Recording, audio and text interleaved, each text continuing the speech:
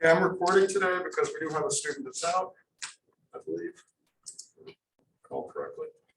So I'm going to go ahead and record. I'll share the screen now.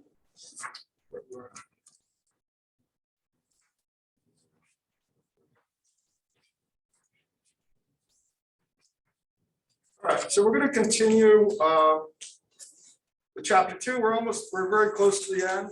It's a pretty tough chapter, particularly if you haven't had this stuff before.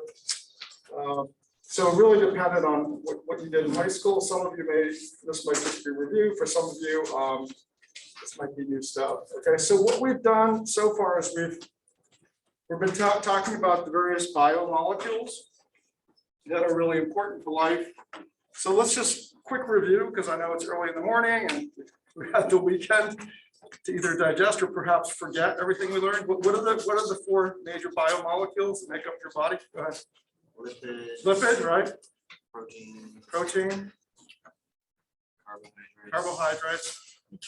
Nucleic acids. Yes, that's exactly right. So lipid, protein, carbohydrates, and nucleic acids. Okay, so we've done 2 of them, and then we've remember lipids are a little. What did we do so far? We did carbohydrates. Carbohydrates vary quite a bit depending, but they're basically the subunit of a carbohydrate is a sugar, right? Like glucose or fructose. Those were simple monosaccharides. Remember that? We talked about that.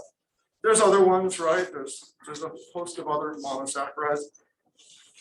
But for carbohydrates, you basically put those together in a long chain through dehydration synthesis. Remember that, where you take away water and then you form a bond between 2 carbohydrates, and you can make these extremely long carbohydrates. What's an example of an extremely long or large carbohydrate molecule that's found in your liver cells? Go ahead. Insulin's a hormone. It's actually a peptide hormone. So we'll talk about that later. So it's good thing to bring that up. So a really big carbohydrate would be glycogen, right? You find that in your skeletal muscle cells where you need energy for exercising, right? When you do extraneous exercise, you need energy, right? So that's a good energy source. You also find this glycogen, which is this polymer of glucose. Glucose is the subunit, it's the monomer. And you find that in liver cells. So when you have a meal, are you guys aware that your insulin, I'll talk about insulin later, your glucose levels shoot up? Have you ever heard about that? Okay. So that's why it's actually bad to if you just ate a bowl of sugar, which is sucrose, right? It would be a huge spike, right? So it's better to eat things that are complex sugars, like pasta or something's a little bit better because it takes you time to digest. You don't have this enormous spike, which is actually damaging for your body. But your body counteracts that spike immediately, right? It starts to, the liver cells would take up the glucose in your blood, which is from the food, and immediately turn it into glycogen, right? And then what's your body use that glycogen for between meals? What's the point of making all that glycogen? Storing it but for what use? It's true, it's storage, that's correct, but keep going. Why would you need a whole bunch of energy? What's the point of having energy? Yeah, to stay alive. But between meals, you don't just die, right? But your cells need energy between meals, right? Hopefully you're not continuously eating all the time, right? You're not just sitting there at a dining table eating and eating, right? So you have breaks, and during that time, the glucose levels drop in your blood, but your cells need glucose, right? So who releases the glucose? Your liver cells. They break down the glycogen into glucose. The glucose exits through the cell membranes into the interstitial space. It ends up in your blood, and the other cells pick it up, right? You ever get cranky, like when you're waiting for a meal, and that's because your brain cells need the glucose, right? That's why people get irritable. I used to work as a waiter and all sorts of different jobs in the restaurant business, so I know how cranky people can get. So that's carbohydrates. We'll come back and we're not going to forget these things. We'll come up over and over again later on. Lipids, they're a little confusing because they're fats and oils. The only distinction between fats and oils is whether they're solid or liquid at room temperature. Fats are solid, oils are liquid at room temperature. Remember that? Now there is a chemical distinction. Remember which is that fats. Let's go over here. They're all triglycerides. Okay, the vast majority of fats and oils are triglycerides, both in animals and plants. So that's not the real distinction, but the distinction here between there is a distinction between fats and oils, which you can see here, which we talked about, which is that fats tend to have these very straight fatty acid chains. The hydrocarbon chains on the fatty acids are very straight. Therefore, they can stack together really nicely. That's why they're solid at room temperature. Whereas corn oil, olive oil, canola oil, peanut oil, all those different vegetable oils tend to have kinks in the fatty acid. And the hydrocarbon tails are the fatty acids that make up the triglyceride. Remember, this is glycerol, and this tri means 3, so there's 3 fatty acids. Because of these kinks, they can't stack together very well, and that's why they remain liquid. And these are vastly more healthy for you, right? These are high in energy, so they do have a large caloric value, but they do not clog your arteries the way fatty acids, saturated fats do. So in general, mostly plant oils are mostly unsaturated, and animal ones are saturated. Now there are some plant oils, of course, that are saturated, and vice versa. But then we talked about phospholipids. Those make up the lipid bilayer of your cells, and then steroids. All 3 of those they're quite different, right? But they're all are lipids. Okay, so now let's go on to proteins. Okay, so we started on this last time, but you were probably tired at the time. So let's quickly review this. So proteins is another type of macromolecule.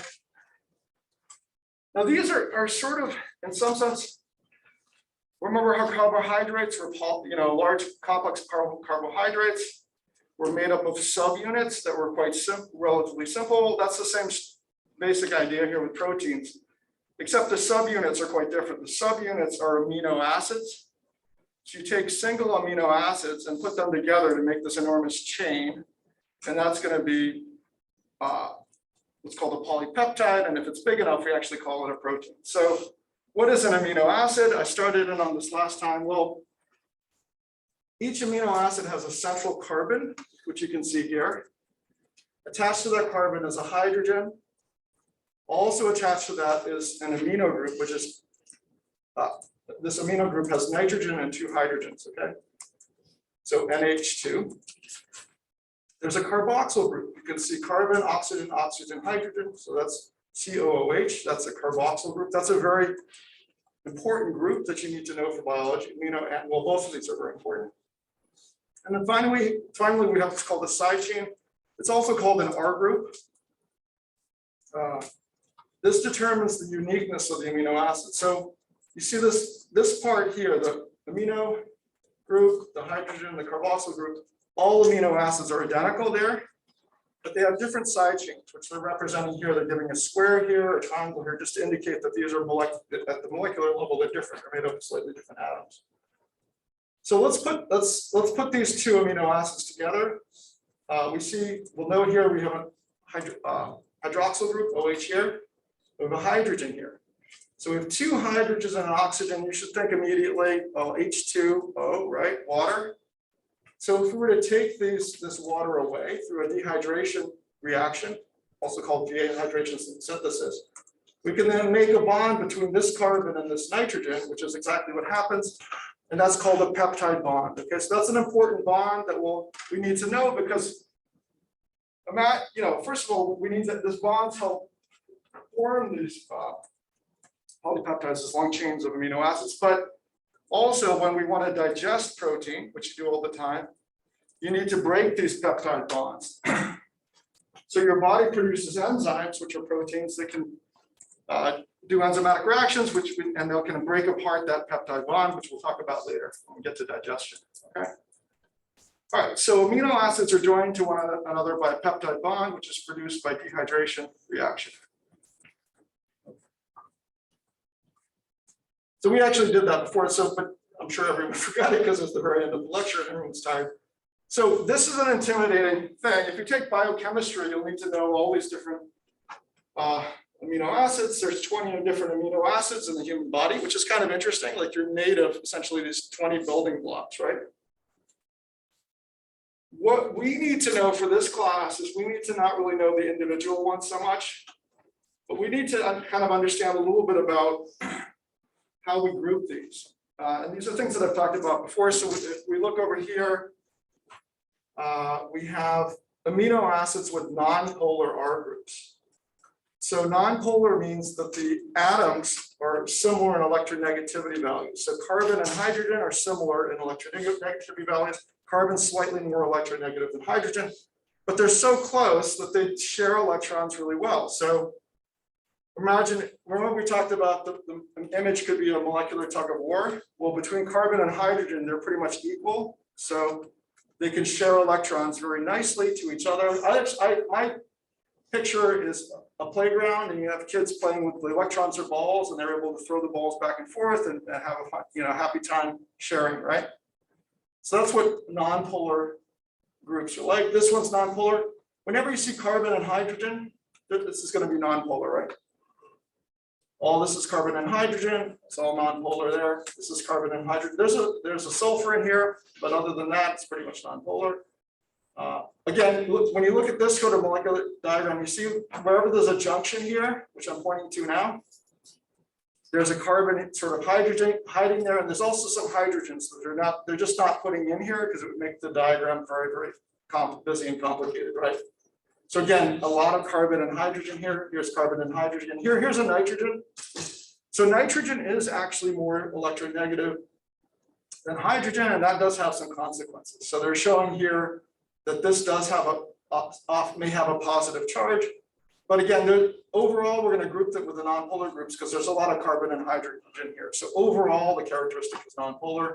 Again, carbon and hydrogen, a little bit of nitrogen, but it's mostly nonpolar. Okay.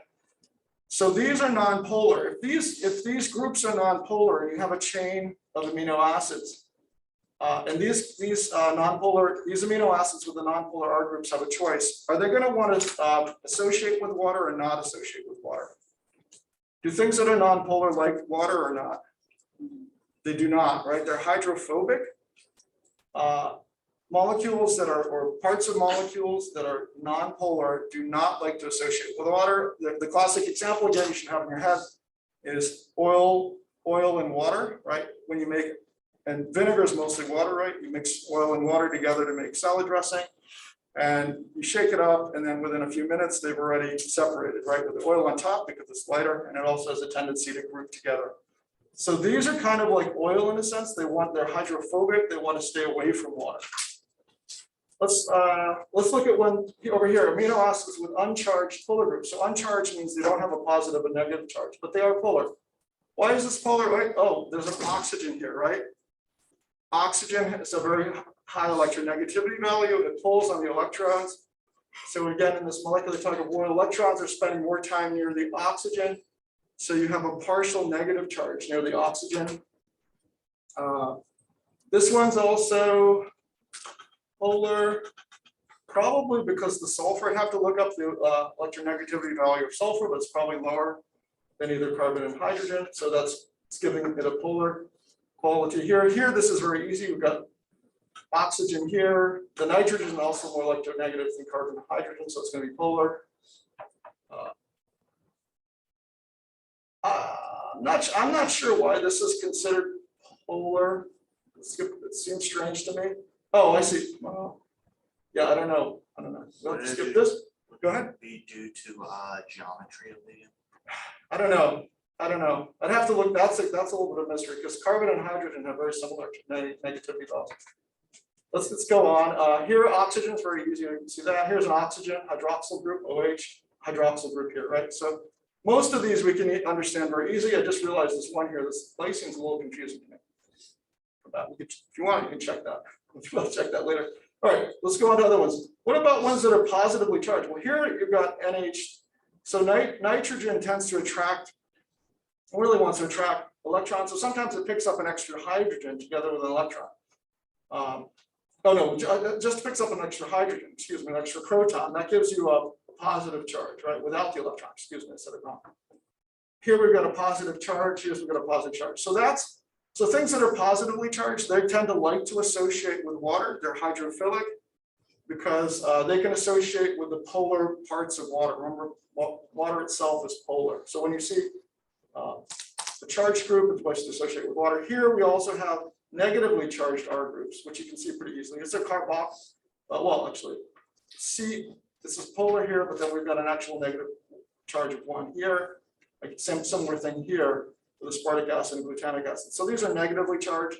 They're going to want to associate with water. Okay. All right. So what are some? We're going to come back and talk more about proteins throughout this whole course, but let's get some overview of what proteins do. The thing that I always say, tell students, is that you can think of proteins as being molecular machines. So your body, whether you like to think of it or not, is like a gigantic factory, a gigantic machine of some sort. And who's doing all the work? In general, most of the work is done by these proteins. So they do just about everything. They're structural proteins. Again, if you have a big factory, you have to build a roof and walls and all that. So you've probably heard of collagen. That's a very strong protein. It's found in your skin. If you didn't have collagen in your skin, what would happen? Your skin would just fall apart and peel off, right? It'd be terrible, right? Keratin, that's also in your skin. The very outer layer of your skin, the epidermis, has cells that are keratinized and they slough off. They're absolutely packed with keratin. It's a very tough protein. It's also somewhat waterproof. Okay. Your nails are made out of keratin. Okay. Your toenails also. Okay. Keratin. So rhinoceros horn is made out of keratin. Okay. It's kind of a funny point because do you know about how people are shooting rhinoceroses in Africa? And why do they do it? Because they want the horn, because they think it makes men more virile. So they grind it up and they put it in a tea, right? What are they getting out of that? They're getting keratin, which is essentially the same thing as what you find in your toenail clippings and fingernail clippings. So they're killing rhinos for no reason whatsoever. Enzymes, they're going to speed up chemical reactions. Okay, so they're going to act as catalysts within our cells. They actually make life possible. Hormones are chemical messengers. We talked about insulin was brought up earlier, right? That's actually a polypeptide. It's a short chain of amino acids. Many hormones in your body are small chains of amino acids. So those are polypeptides. I keep saying the word polypeptide. A polypeptide is a chain of amino acids. A protein is technically also a polypeptide. It's just that we changed this around about 100 amino acids. We switch the name and say, look, it's a protein when it's large, okay? So generally, protein is going to have a complex three-dimensional structure, which we're going to talk about in a second. Whereas a shorter chain, like a, say, 5 or 6 or 8 or something, amino acids may just be linear. It's just going to be sort of a linear chain. And that's why we sometimes use these two terms, polypeptide and protein. Actin and myosin are essentially motor proteins. They're actually referred to as motor proteins. They help our muscles move. There are other types of motor proteins also within your cells. Some proteins transport molecules in the blood. So some proteins act as carriers. So hormones will bind to proteins and then be transported from one place to another. It's just like a shuttle within your blood. You probably had a worldwide, a pandemic, right? So you've probably heard about antibodies, right? So antibodies are proteins. They're Y-shaped proteins that help protect our cells. And then there are channels. We're going to talk about that some. Within our cells, we have channels that allow things to cross. So all these are lots of functions of proteins. All right, so we already talked about this peptide bond forming between the carboxyl end of one amino acid and the amino end of another one. Oh, okay, here I just talked about this. A polypeptide is a polymer of about, I'm not sure why it says 3. I guess because if it's 2, maybe they called it a dipeptide. Really, it's just a chain of amino acids. And here it says from 3 to 100. A lot of scientists actually would say it doesn't really matter the number, right? We just tend to use this word for these shorter chains. So proteins technically are also polypeptides, but we just use the word protein for convenience when we have longer polypeptide chains. So again, it's the switch is around 100 amino acids, and the proteins have more complex three-dimensional structure and function. Okay, so now we have to understand, so we've got this chain, right? So if we have this long chain of amino acids, what good can it do? It can't really do much, although again, very short polypeptides may just be in a linear form.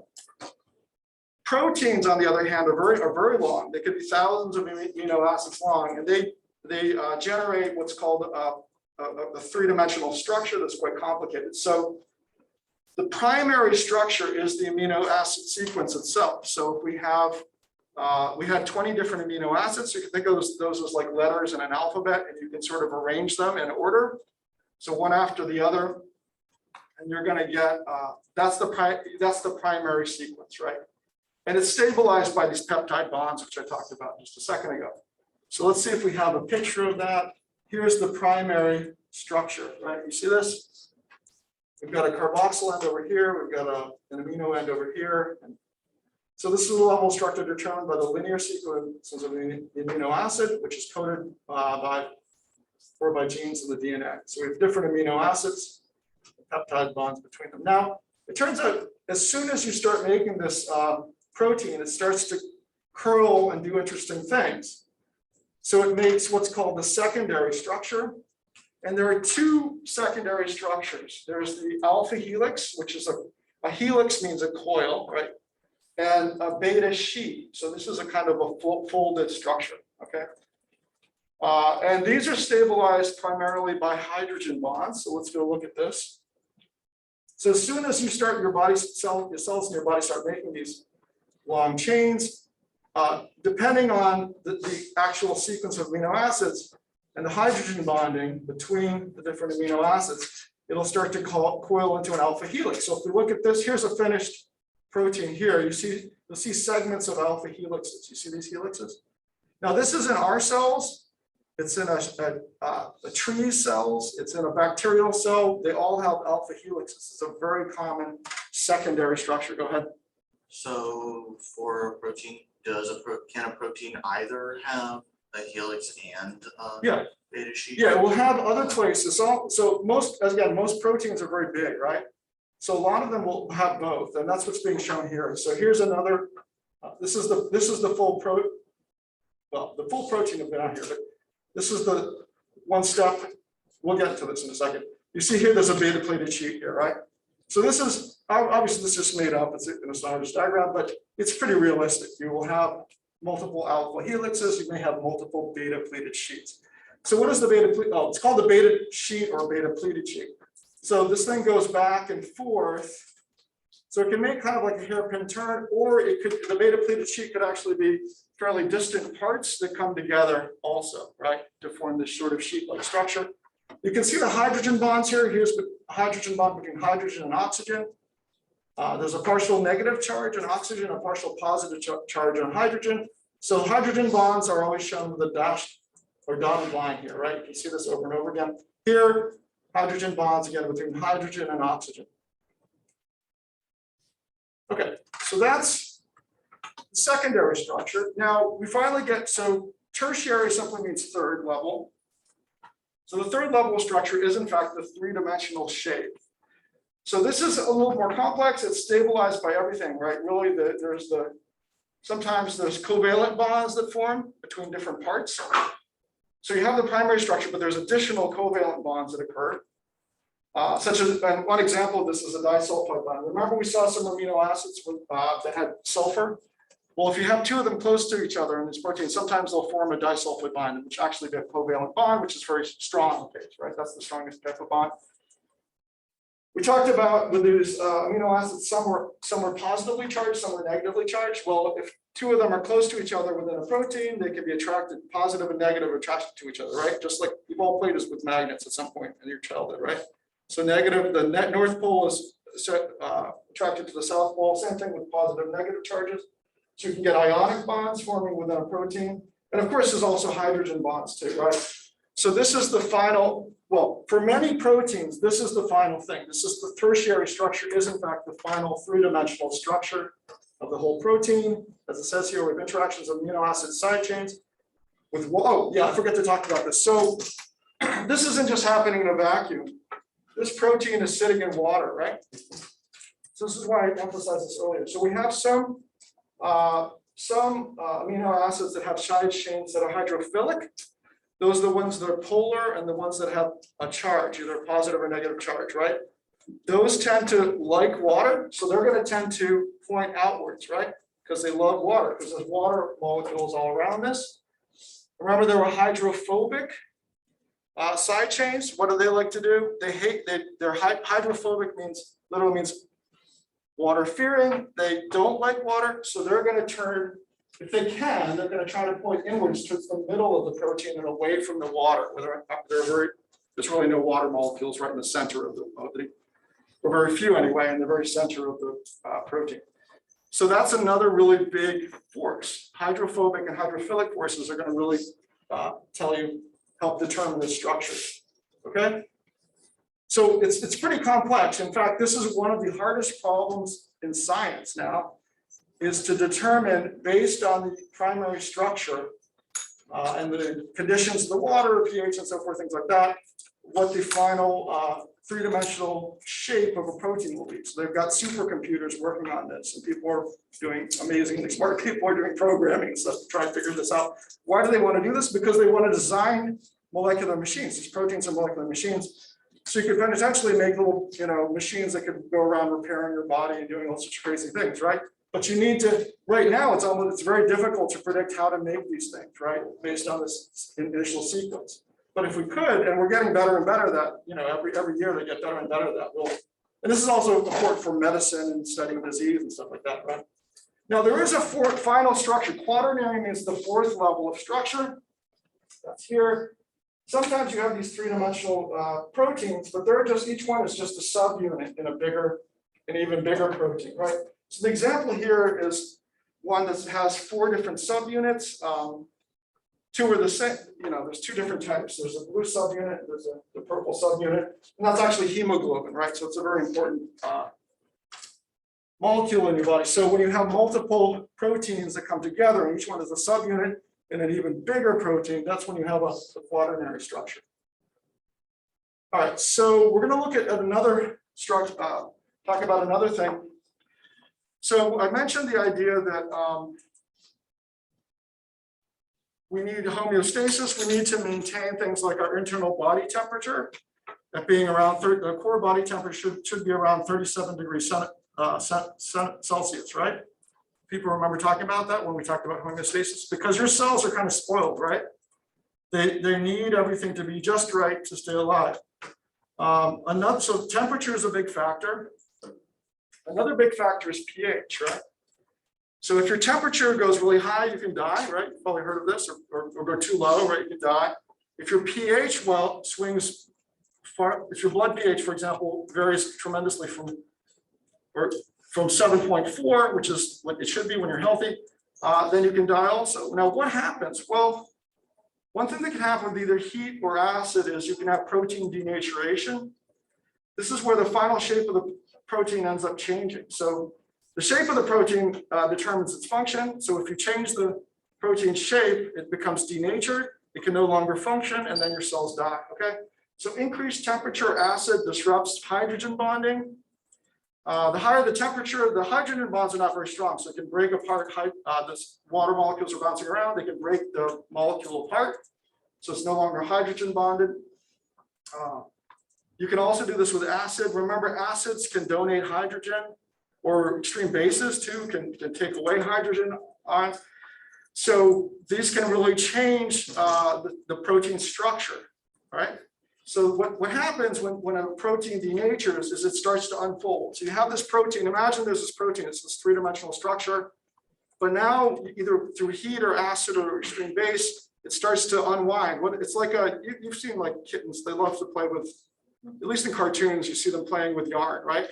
So you have this thing that's all wound up just right, and now the kitten's playing with it, the whole thing starts to unravel, right? But now imagine like multiple bits of yarn, and they're all different colors, and now they have little sticky bits, right? This is the bits where you have ionic, possibly hydrogen bonding, you have ionic bonding, potentially even covalent bonds forming between bits. So now instead of having everything neat, nice, neat little wound up proteins, you have this huge mess, right? It's just this absolute jumble, right? And that's what happens when in the most extreme case, when proteins denature, it's not functional and it becomes inactive. So has anyone cooked an egg before? Okay, so when you cook an egg, you've done protein denaturation, right? The proteins are, if you look at the egg white, let's just look at the egg white. It's clear, right? So you can see right through it. So there are lots of proteins in there, which I'm sure you're aware of. It's healthy for you, like the proteins. But what's happening is the proteins are soluble. They're in the water, they're dissolved, right?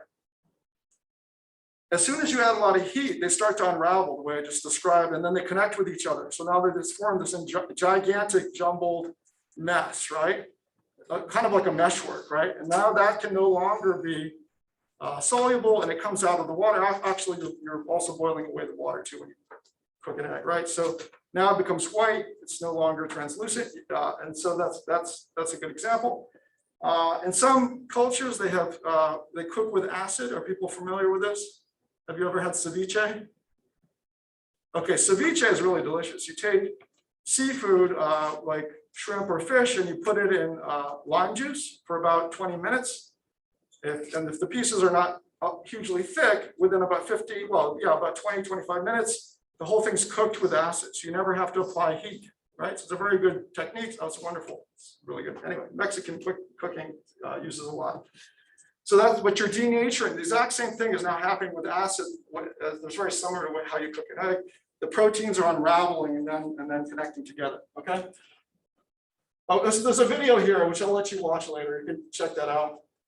Essentially describes what I just talked about. Okay, so we're going to move on to nucleic acids. So nucleic acids store genetic information of an organism. So they're composed of a lot of the atoms we talked about already. We've got carbon, hydrogen, oxygen, nitrogen, and phosphorus. Nucleic acids are also going to be a polymer, right? You're going to have these individual subunits, which are called the nucleotides. You put a long chain of them together, and then you have a thing called the nucleic acid, right? So it's very similar conceptually to what we've been talking about with things like carbohydrates and proteins. You have individual subunits that are fairly simple, but then you can make this absolutely gigantic macromolecule, this absolute gigantic polymer. So there are two types of nucleic acids we're going to be principally concerned with. One is DNA, which is deoxyribonucleic acid. And then RNA, which is ribonucleic acid. So in our cells, we use DNA to store for long-term storage of genetic code. So DNA has instructions, which then produces RNA, which is in the form of messenger RNA. So the DNA never leaves there's some mitochondrial DNA, right? We're going to ignore that for now.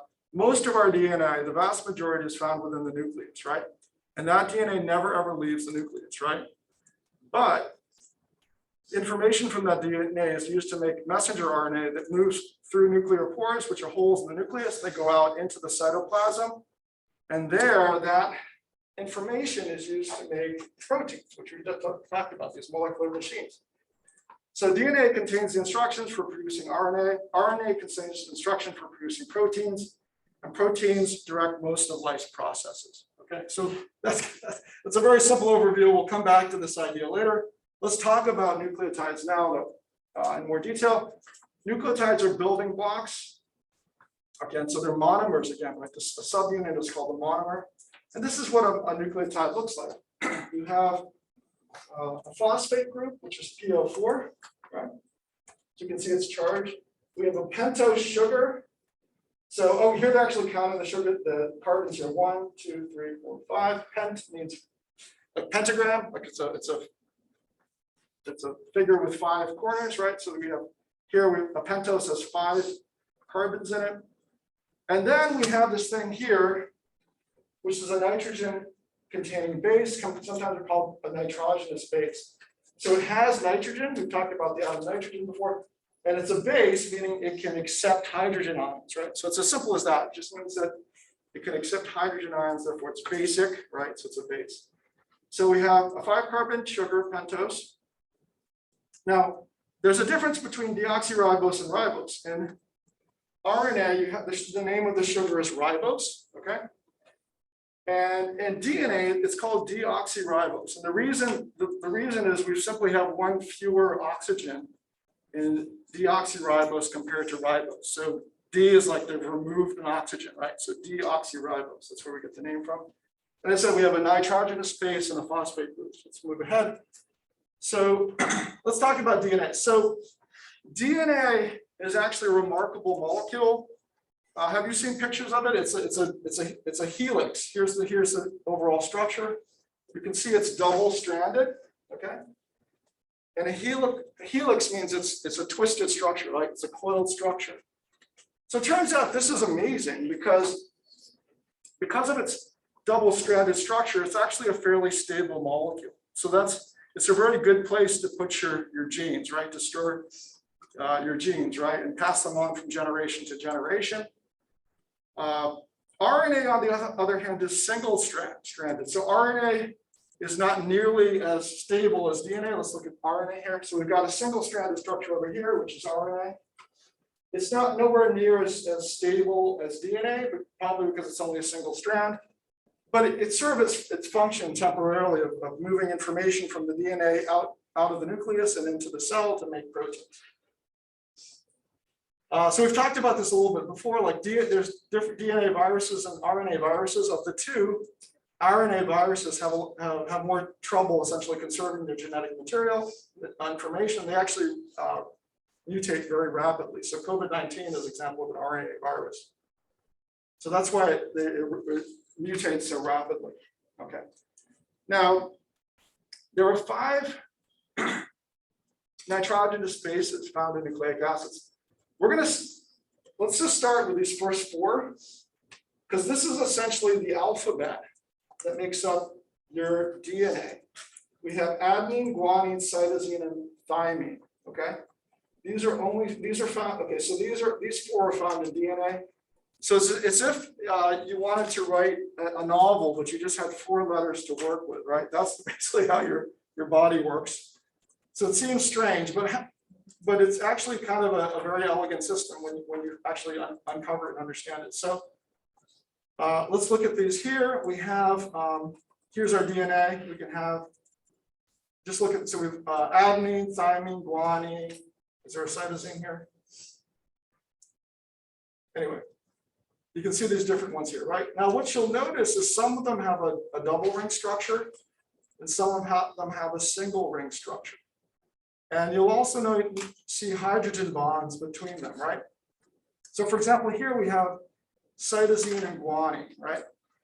So what's happening is they can form a bond in which you have 3 hydrogen bonds, right? Remember, hydrogen is typically between hydrogen and oxygen. Across the middle, the very middle of this DNA molecule. Let's go to the next one here. We have adenine and thymine. Adenine is kind of like guanine in the sense it has this double ring structure. Thymine has a single ring here. There's 2 hydrogen bonds that form between these 2. So it turns out, because of this, only cytosine can only pair with guanine, okay? And adenine can only pair with thymine. So you'll never see A paired with C or G with T, okay? Does that make a little bit sense? So that's called complementary base pairing. So these things are, you can think of these sort of fitting together in a sense, right? Adenine would only bond with thymine, guanine would only bind with cytosine. So this means that if you look at one strand of DNA and you know its sequence, then you by default know the sequence of the other complementary strand. The other strand is called the complementary strand. So if you have a guanine here, if I tell you, hey, there's a guanine on this side, well, this has to be a cytosine, right? If I say, hey, there's a thymine here, well, the complementary base pair on the other side has to be adenine. If it's thymine here, it has to be adenine. Cytosine here has to be guanine, adenine, so forth, right? Okay, so that's called complementary base pairing. Let's go back here. Oh, no, it's not shown here. Okay. Oh yeah, it is shown. Base pairing rules in DNA. At AT, adenine always bonds with thymine, 2 hydrogen bonds. Guanine always with cytosine, 3 hydrogen bonds. Okay. So this turns out to be really important because there's a couple of really important things here.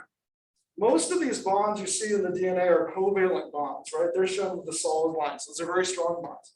The bonds right up the very middle of a DNA double helix, they're hydrogen bonds. Those are weak bonds, right? So what does that mean? That means that this molecule can be opened up, right? Why would you want to open your DNA up? What would be the purpose of doing that? Yeah, to get at the information inside, right? Your cells need to get at this information. This is your code, right? So you need to open this up. And then what you're going to do is one side of this DNA will actually act as a template for an RNA that will be made nucleotide by nucleotide, okay? By an enzyme. An enzyme will come in and it's like a big machine and it puts in these complementary RNA molecules. And eventually you'll get a big long RNA molecule that starts to stream off of this thing. And eventually it gets to an end. There'll be a special point in the code that says, hey, this is the place to stop. And the thing will stop essentially, making the RNA. Go ahead, do you have a question? Would the RNA create a different protein if it used different sides of the? Yeah, but it's smart enough to know which side. It'll always go to the correct side. You'd be a big disaster if you went to the other side. Yeah. The enzyme knows how to do its job correctly. It never does it the wrong way. Like I'm more of asking like the left side. Is that the one that's always used, or the right side? So you don't have to worry about that for this class. But yes, there's one side that we'll use. There's a complementary side that never gets used, and then there's a side that's always used for making the RNA. And also the enzyme has to know which direction to move in also, right? So there's a lot of things that have to happen right, but the enzyme knows how to work and doesn't do that correctly. All right, so that's why. Oh, and also when your cells divide, you need to make a whole new. You need to double your DNA. So that's another reason for opening it up, right? So you need to replicate your DNA. All right.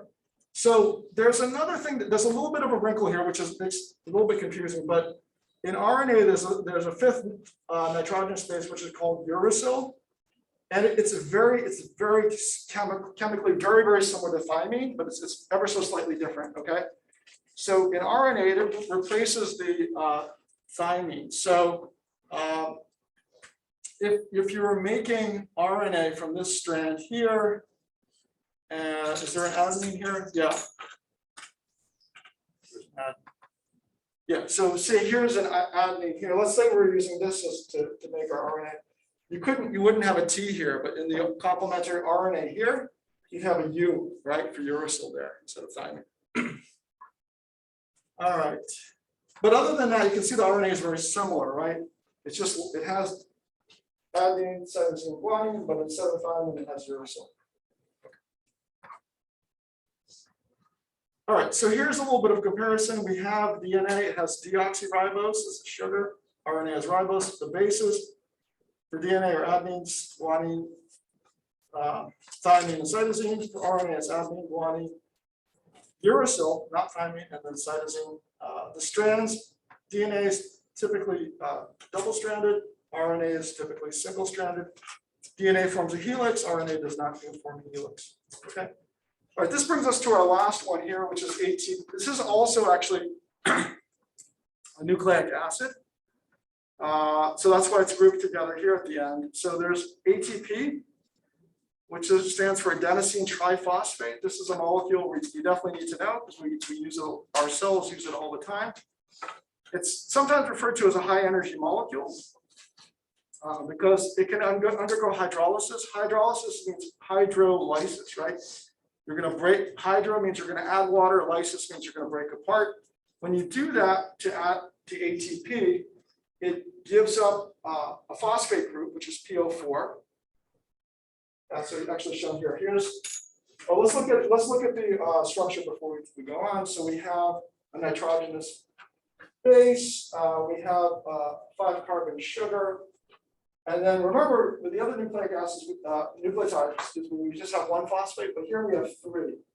So it's actually very similar to a nucleotide that would make up, say, RNA or something like that. But we've added on more phosphate groups. So when this phosphate group comes off and you add water, you get adenosine diphosphate. Di means two. You've got two phosphate groups and adenosine. And then you've got this what's called inorganic phosphate, which is PO4. And you've got the generation of a lot of energy. Now you could just have this reaction go forward, and a lot of energy could just be released into the solution around where this reaction happens. It would just heat things up a bit, right? The molecules would be moving around faster. Or you can harness that energy, which is what your cells do, to say transport an ion across the membrane, or to as a synthesis reaction, you may use that energy to put two molecules together, right? Synthesis, like building up these macromolecules we talked about, takes energy. Those are synthesis reactions, and they take a lot of energy. So that's what we use this ATP for maybe doing synthesis or transport of molecules. Yeah, and so in the end here, you then have this ADP, and you've got this phosphate in your cell.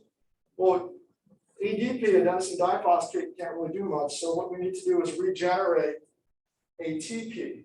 So that's going to take energy. We get that energy from breaking down molecules like glucose, which I've talked a lot about, right? That's a molecule that your cells can essentially burn through aerobic respiration to make, essentially take this reaction and do it the other way, make more ATP, and then use that all around your cell to keep your cell alive for the cellular processes that you need to do. Okay, so ATP is a molecule we'll be talking a lot about. All right, where's the? Which of the following terms best describes ATP? Which of these is it? Yeah, it's a nucleotide. I just talked about that. Here's a summary here. I talked about all of this, but you can take a look at, so I'm not going to go through it now, but you can take a look at this and see if you can, because it is, it is confusing. It's a lot of chemistry, but you do need to keep these different molecules separated in your head and understand how they're different, right? That's shown here. And then here's some review questions. So again, people that have succeeded and done really well in this class, and they tend to do well in the next class. But basically, one way to do that is you can take a look. I know there's a lot of questions here. This is a pretty dense chapter. There's a lot of questions here, but you should take a look at them and answer them, right? And this will actually help set you up for the short. There's a short answer portion of your exam, which includes things like matching, labeling of diagrams, and also answering questions such as this, okay? So I'm not going to go through this now, but you can go through it over time. And if you have a question about any of these questions, just simply email me or contact me during office hours. So that's the end of chapter 2. And we can move on now to chapter 3. Now I've uploaded chapter 3 to Blackboard, so you can see that there. Okay, so we're going to talk about cells. So for some of you, this is probably a bit of a relief, right? You probably don't really like chemistry. I mean, some of you like chemistry, I'm sure, but most of you are either more biology oriented, or I know a lot of you are forensic science, right? So we like things a little bit bigger. So now we're getting up to a slightly larger level. We're looking now at cells. So the first point is that all living things are composed of cells, okay? And I know people always say, well, what about viruses? Well, they're kind of in this weird gray area between life and living and non-living, right? But if we say things that is absolutely firmly into the camp of living things, everything's composed of cells, right? So you're composed of cells. A bacteria is living, it's made out of cells. An archaea is living, it's made out of cells. So forth. Single cell is the smallest unit that exhibits all the characteristics of life. This was actually kind of in this next point. All cells come only from pre-existing cells. In history, people actually thought that cells could just arise anywhere, just spontaneously, right? There's this thing called, and it took scientists like Louis Pasteur. Do people know about Louis Pasteur? Very famous French scientist. Okay, when you drink milk, what process has it been through in the United States? Pasteurization, right? Louis Pasteur, right? One of the most famous scientists of all time. He's helped us be much healthier by not getting sick all the time. But he's one of the scientists who showed that basically life comes only from pre-existing life. So he could sterilize things and then leave like a sugar solution, right? Sterilize it, but have it in a glass thing where no bacteria could get in, and the sugar solution would just stay there, and no life would arise in it. Whereas if you left the sugar solution out, within just a few hours, it's just teeming with life, right? Okay, so Let's take a quick look at sizes of living things. I think you know that atoms are very small. Then we've been talking about molecules and then proteins. So this gives you a little bit of scale. So the SI unit for length is the meter. And so humans are roughly about 1.5 to 2 meters in height, right? And as adults. But then we can go, let's go, okay, all the way this to this end. Well, let's go down, let's go little by little. Let's do millimeter. So milli means what? What's that prefix mean? Yes, 3 zeros, right? So 1,000th, right? So it's 1 times 10 to the negative 3 meters, right? So that's about the size diameter of a frog egg, which you can still see quite easily, just with your naked eye. Now we get down to the size of a chloroplast. This is photosynthesis within plant cells. It's a micron. That letter is not a U, it's mu, which is a Greek letter. So we have milli, now we have micro. What is micro? What's that? It's a prefix. What is it? What does it translate into? -6. -6, right? 1 times 10 to the negative 6. So it's a millionth, right? That's another way of saying 1 millionth. So this is 1 millionth of a meter is about the diameter of a chloroplast. Next we get down to 1 nanometer, which is an amino acid. Nano, what's that mean? Prefix indicates what? 10 to the negative 9th, right? So it's 1 billionth, right? So when people talk about nanotechnology, we're down at this scale of a billionth, right? Of a meter, very, very small. 1 times 10 to the negative 9. We can go the other direction. A kilometer is very large. That's kilo means 1,000, right? So it's 1,000 meters. And here we've got a whale. Okay, so that just gives you a little bit of quick overview of the huge scale of we're talking about when we talk about life. Oh, and here's what they have nice here. They show the human eye. You can see things like frog eggs pretty easily. Then we need the light microscope. And to get this really, really small things like molecules, you need an electron microscope. Oh yeah, here they give you the scale here.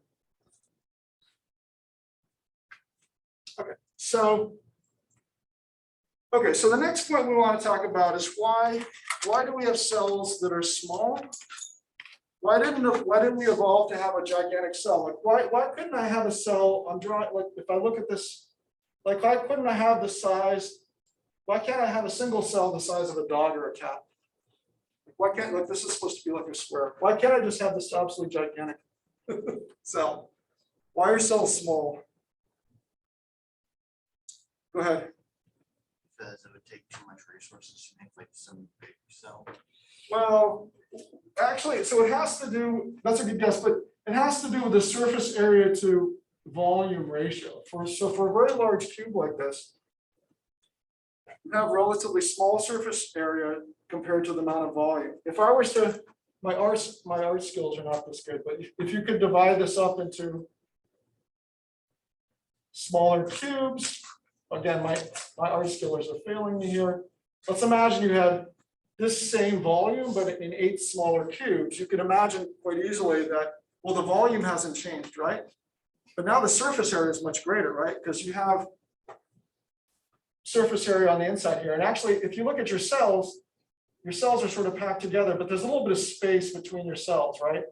And that space for nutrients and oxygen and stuff can get into, right? That's the interstitial space. So and if we keep dividing this over and over and over and over again into very small cells, now you have a tremendous amount of surface area compared to the volume. And because one of the things that has to happen is nutrients have to enter our cells and also oxygen, right? So nutrients such as glucose need to get in, and waste has to leave, such as CO2. And the only way they can do this is if they have a lot of surface area compared to their volume. Otherwise, they'll just die. So we'll never see a cell the size of a cat or a dog. Okay, it's not going to happen. And all your cells are very small, and just like other cells in a plant, they're all sort of similar in size. Our cells are actually much bigger than bacterial cells. They've got about 10,000 times more interior volume compared to a bacterial cell. But that's kind of the limit. Cells really don't get much bigger than our cells. So surface area affects the ability to get materials in and out of the cell. As cells increase in volume, the proportional amount of surface area decreases. Okay. All right. So let's look quickly. You've heard about this probably in prior courses, but what are the two fundamental types of cell types? There's prokaryotic cells. Pro means before. The karyotic part means kernel, which refers to the nucleus. The kernel is like a central portion or something, right? So these cells are relatively primitive. They're essentially before the invention, in a sense, of the nucleus. So there's two types here. There's the archaea and the bacteria. These look very similar. They're very small cells. Under a microscope, you're just looking at, you can't really tell that they're different. We know that they're molecularly very different, genetically very different, and that's why they're now divided into two different domains. There's archaea and bacteria. We're actually slightly close to archaea, actually slightly closer to us than the bacteria. But they're both fairly primitive, and the cells are very small. Now, we actually have eukaryotic cells. So U means true. Again, karyotic refers to like a kernel, and that's the nucleus.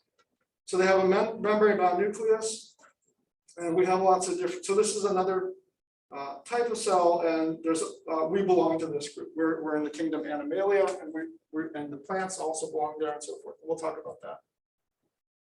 Okay, so prokaryotes are structurally simple and unicellular. They're very metabolically diverse. So prokaryotes are actually very sophisticated metabolically. They can exploit resources that we can't possibly.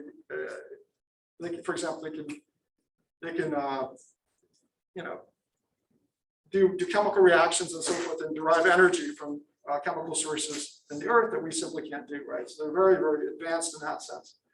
They're adapted to many, many different environments. One good example of prokaryotic environments that are really crazy would be something like Yellowstone National Park. There are archaea, which are prokaryotes, and they can live in that very acidic, very, very hot water in the thermal pools in Yellowstone National Park.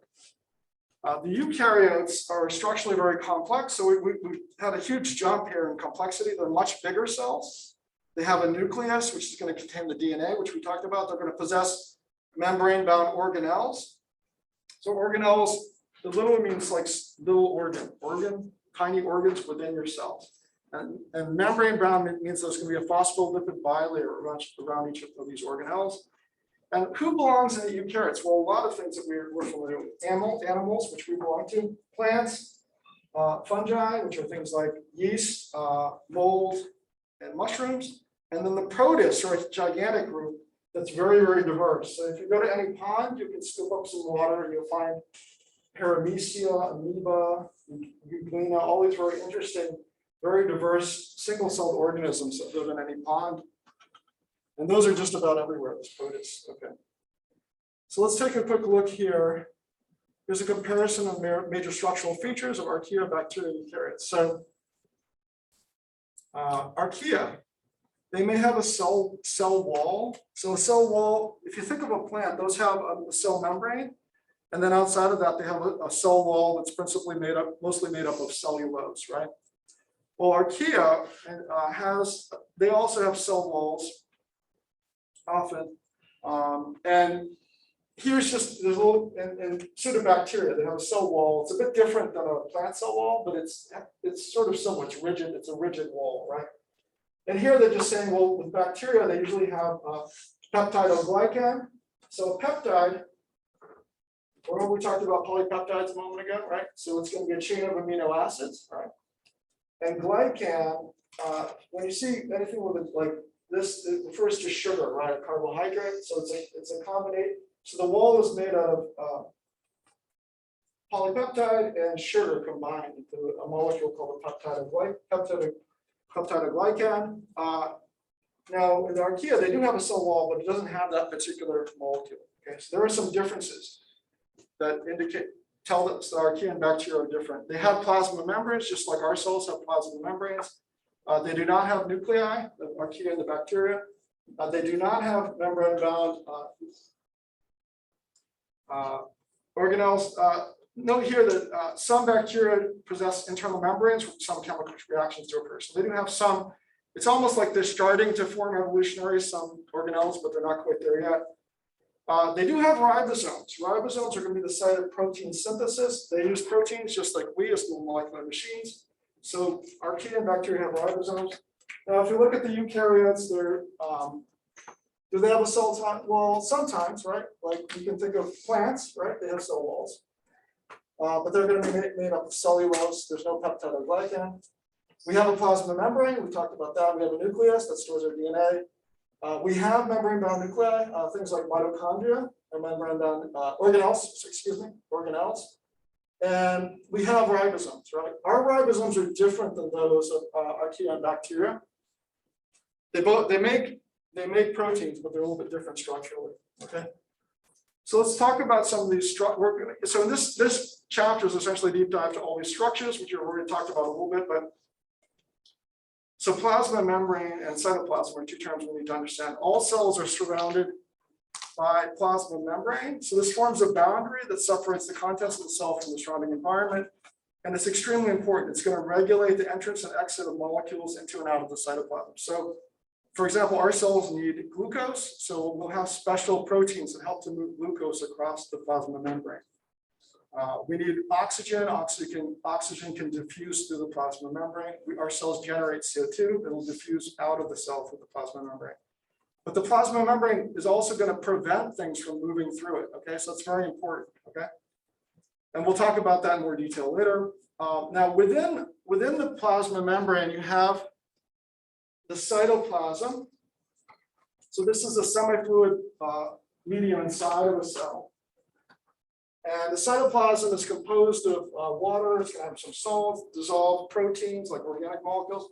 And technically, the cytoplasm actually includes all the organelles. So if we were to look at a cell, we're going to draw it here.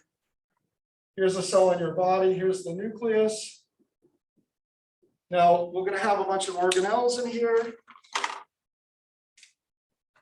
So these might be mitochondria or some other organelles in here. Now, the cytoplasm actually is technically everything outside of the nucleus. So all of this that I'm filling in blue, including the organelles, that's the cytoplasm. Okay, so that's the cytoplasm. Okay, so it includes all organelles except the nucleus. The nucleus is an organelle, but it's a little bit special, so we often talk about it separately from the other organelles. Okay, let's take a look at the plasma membrane. So we actually talked about this in chapter 2 when we talked about phospholipids, right?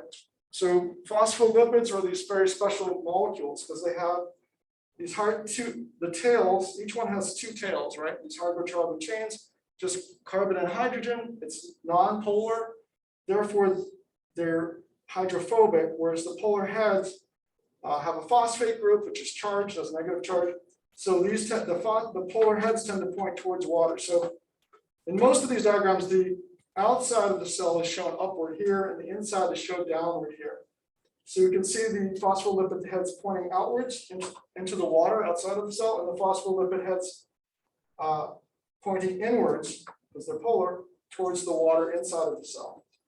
And what you'll notice is that your membrane isn't just phospholipid, it's got a lot more. There are cholesterol molecules in here. Those help with membrane fluidity. They're very important. You need to have cholesterol. You have proteins that traverse the membrane, right? Some will just float on one side. And here are proteins that are called glycoproteins. Glyco refers to sugar or carbohydrate. So you can see this is carbohydrates, right? These are individual monomers of sugars such as glucose, fructose, and so forth, chained together to make a carbohydrate sticking out from the surface of your cell, and they're usually attached to proteins. Sometimes they're not. They can be attached here. They're showing you some that are attached to lipids. Okay, so that does happen also. So why would we have these weird carbohydrates sticking out off of the surface of our cells? What purpose could that possibly serve? Does anyone have any idea? Go ahead. I think in the reading is like cell recognition. Yeah. So if you think about it, your body needs to know who you are, right? When your immune system encounters a cell, how does it know to destroy that cell or to leave it be? How does it know? it needs to recognize you and distinguish between you and a parasite. It needs to distinguish between you and a virus. It needs to distinguish between you and a bacterial cell, right? So you have very characteristic carbohydrates that identify, hey, this is me, don't attack me, please, right? So the immune system uses these recognition molecules. Also neighboring cells within your own body, they need to know who their neighbor is, right? And they'll use that also to indicate to each other who they are, right? So it's very important. Okay, so many eukaryotic cells have cell walls. Plants may have a primary and secondary cellular wall. We've talked about this already. Cellulose is the main constituent of the primary cell wall in plants. And if you have a shirt on that's made of cotton, that is pretty much 100% cellulose. A slightly different, it's just been chopped up. But paper is also pretty much 100% cellulose, right? It's just been chopped up, so it's not quite as strong, right? So cellulose, what kind of macromolecule is cellulose? Is it a protein, carbohydrate, nucleic acid? Okay, go ahead. Carbohydrate. Yeah, it's a carbohydrate, right? It's a carbohydrate. So cellulose is a polymer of simpler sugar molecules. It's a carbohydrate. Also found, cell walls also found in algae. You know, some cell walls. Lignin is found in the secondary cell wall, so it's another protein. I think it's a protein. Lignin, I'm pretty sure is a protein. Not sure. It's a protein. Fungi cell walls are composed of chitin. Chitin is also it's a carbohydrate. Okay, and that's found also in things like crabs. Remember we talked about that chitin? That makes it hard carapace on a crab or a lobster. Okay, so. We need to know a little bit about bacteria. Some bacteria are good, some are bad, but we need to know a little bit about their structure. So, and this actually comes up a lot in understanding how medicines and things like that work. So here's your basic bacterial cell or bacterium. We have a cell wall that's located outside of the plasma membrane, and it consists of this peptide glycan. So again, it's a peptide, you think polypeptide, so it's amino acids, and glycan, you should think carbohydrate or sugar. So that's making up the cell wall, which you should be able to see here. Yeah, there's a cell wall right here shown in pink. Now outside of that, so actually, let's go the other way. Inside of that, you have the plasma membrane. So that's very similar to the plasma membrane around your cells, right? It's a phospholipid bilayer. It's selectively permeable, lets something's in and out. Now, so they have this cell wall, and then there's this interesting thing that some bacteria have, which is called a capsule, which is a gelatinous sheet that surrounds the cell wall of some bacteria. So this is yet another sort of protective sheath around the bacterium, shown here in beige, I guess. It's surrounded, it's quite thick, and it protects the bacteria from harm. We have a flagellum. This is a long appendage used for movement in some bacteria. So this is a rotating filament present in some bacteria that pushes the cell forward. Now, do humans have flagella? What? Only one type of cell. Yeah, one type of cell. Go ahead. Sperm cell. Sperm cells have flagella, right? Now, this is where it gets a little confusing. This flagellum in the bacteria, it has the same name, but it's actually structurally very different. Okay, so our flagella in a sperm cell is like a whip. It goes back and forth, right, with a side-to-side motion, and it's molecularly very similar to cilia, which line things like our trachea and so forth, right? The move mucus. This flagellum is long, so it looks sort of similar, but it's very different. It actually rotates around.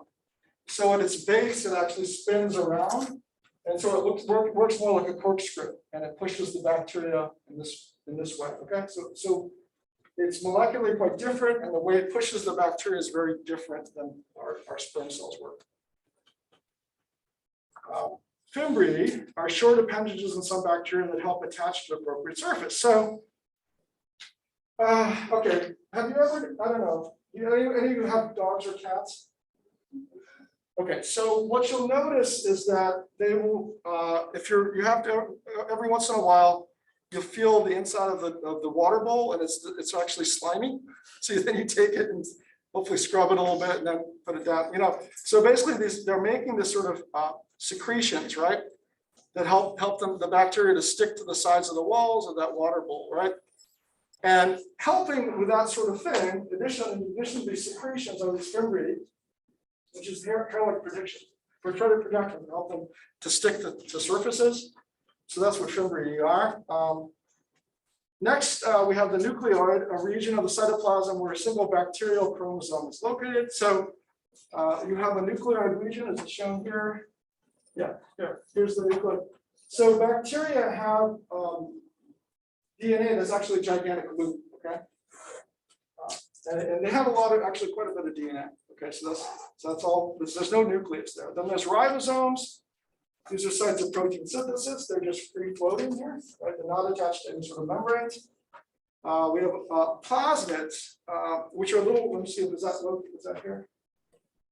They're not showing here. Plasmids are they're little small loops of DNA. They're just little circular bits of DNA that actually can be transferred from one bacterium to another one.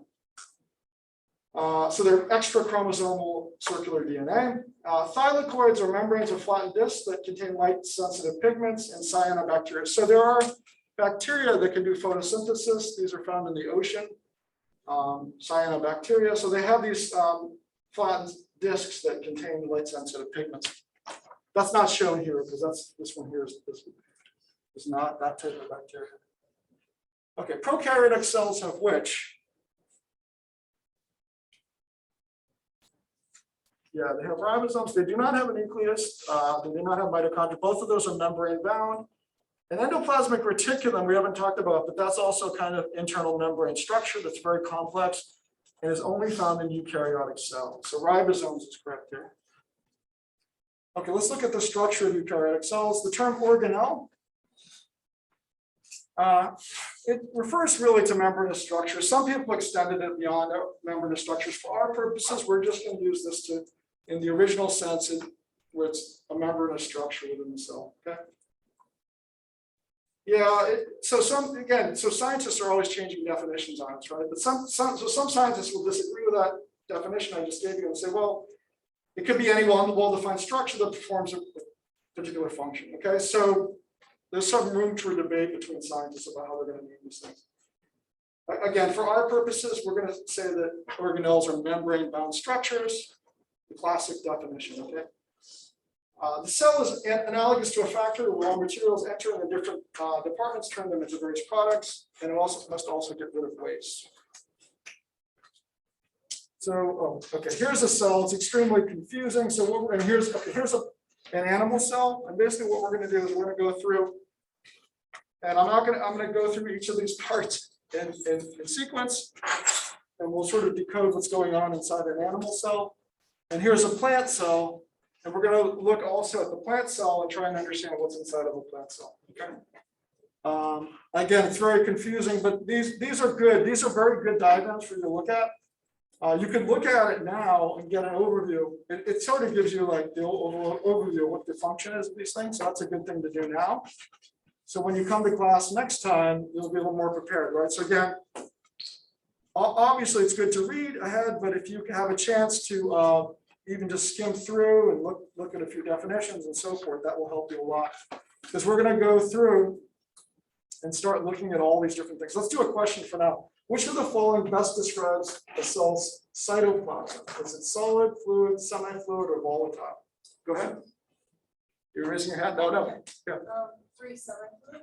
Yeah, semi-fluid, right? So sometimes it's referred to as gel-like or semi-fluid. So the cytoplasm contains mostly water, but it also contains protein. It contains all sorts of solutes. We talked about ions like sodium, potassium, chloride. Those are in there.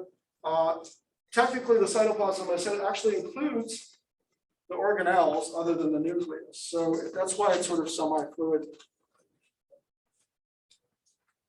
So we're going to dive into the nucleus right now. Well, we have 1 minute, so I'm going to stop here. Well, this is a preview. This is where we're going to go next, right? The nucleus. As I said, we're going to have to go pretty quickly through all this stuff. I know you've had it a little bit in high school, right? Who've learned about, okay, who has not learned about the cell structure a little bit, at least a little bit in high school? So you've all had it a little bit, okay. So this is gonna go a little bit rapidly. So again, for that reason, I really recommend at least reading through the overall, you know, and looking at the pictures and so forth in the book. So some of you have lab with me today. So we're doing biomolecules. So remember, you have to turn in your lab from last week, right? Which was our intro lab on microscopy.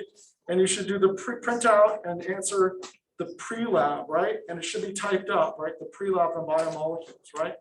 And that has to be turned at the very beginning of lab today, okay? All right, I've got some stuff to turn back to some people before you all disappear. But I mean, most of you disappeared, you already got things from this. All right.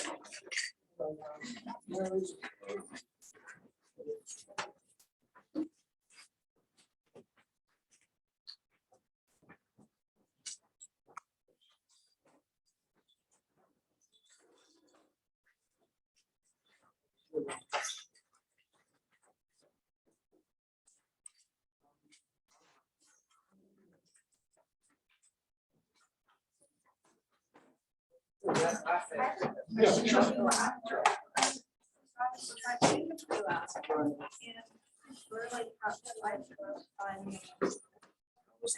Paper test for lipids different than test for protein.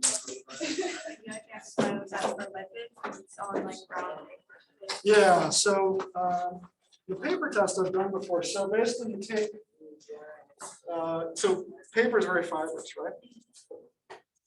And if you add water to it, something just water, they'll dry up and it won't change, right? You won't see any difference with the paper, right? But if you add something that's got lipid in it, I'm not sure why it does this, like you add oil or something like that, it'll become sort of clear, right? So, yeah, the paper will it depends on the paper, right? If your brown paper, it might just be sort of stained there. We should sort of see like pizza grease, like you've seen that one stains it. But if you take like a white paper, like a really thin white paper, I have some sheets of this at home. I didn't bring them in. You add some sort of oil, it will actually be weirdly clear all of a sudden. And I'm not sure why that is. It changes the optical properties of the paper, and I don't know why it does that, but lipids do that. I think kind of oil will do that. And then Yeah. what Mr. Regis was testing for each biomolecule, is Right. that just the ones that we're like using? Okay, let me see the question again, sorry. List the reagents. Yeah, so the reagents are just the thing you need, like what chemicals you need. Reagents are not the equipment, it's the chemicals. Or, yeah. So you can put paper, I guess, that's sort of the chemical. What? Marchberry. Oh, yeah. I'll put you down. Okay. I'll put you down as targeted. Yeah, no, I was just making sure that I made. Yeah. You know, it doesn't actually count for anything. Like, I'm just gonna you should show up the class. Oh, yeah. There's no points associated with it, but yeah, I saw you guys. Yes, I'll get you on. Thank you. Yeah. So the text. Yeah. Chapter 2 text, which is all we talked about molecules, right? So we just finished chapter 2, right? So you've read chapter 2, right? Or in the process of reading it, right? So yeah, that's what they mean. Read chapter 2. But how are we supposed to figure out all these? Well, a lot of the stuff is in the you want to read here. You know, in this, they should give you a lot of the reagents and protocols here, right? How we're going to do this. It's all in here, right? Okay. So it should be typed up. Remember, right? Okay.